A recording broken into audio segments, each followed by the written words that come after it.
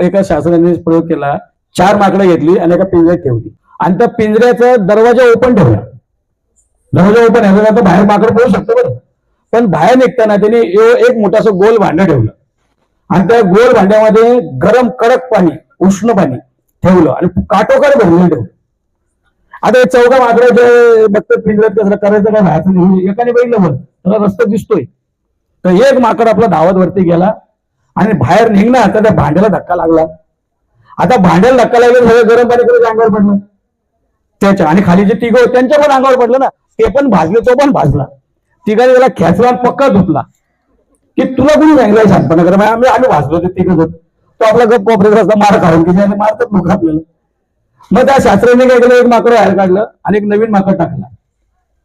आता नवीन माकड आला, हे तिघं आपण भाजलेले कोपऱ्यात बसले, काय करायचं फार खायची काम. तो बसला तर नवीन माकड आला, त्यांनी बघितलं हे एडी कोपऱ्यात बसले, वर दरवाजा तो ओपन आहे. हा, वरचा दरवाजा ओपन आहे. तो जायला लागला वरती.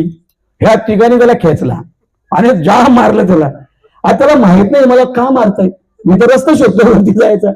तेव्हा तुला माहित नाही भाजलो तुम्ही, फार भाजलो तू कुठे बाबा.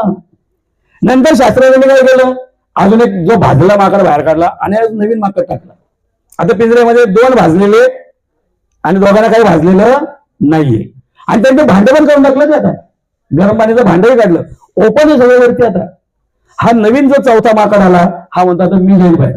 तो जसा जायला लागला, परत तिघांनी पकडलं आणि त्याला जाम मारलं. आता मारण्याच्या वेळी तो पण आहे का ज्याला भाजलंच नव्हतं, त्याला माहित नाही का मारायचं. तुम्हाला मारायचं, मला मारलं तुला पण मारणार मी. दोघांनी त्याला मारलं. आता त्यांनी काय केलं, ते भाजले दोन्ही माकडं काढून टाकली आणि सगळे नवीन माकडं टाकली. एकालाही भाजलेलं नाही. आता जाईल वरती.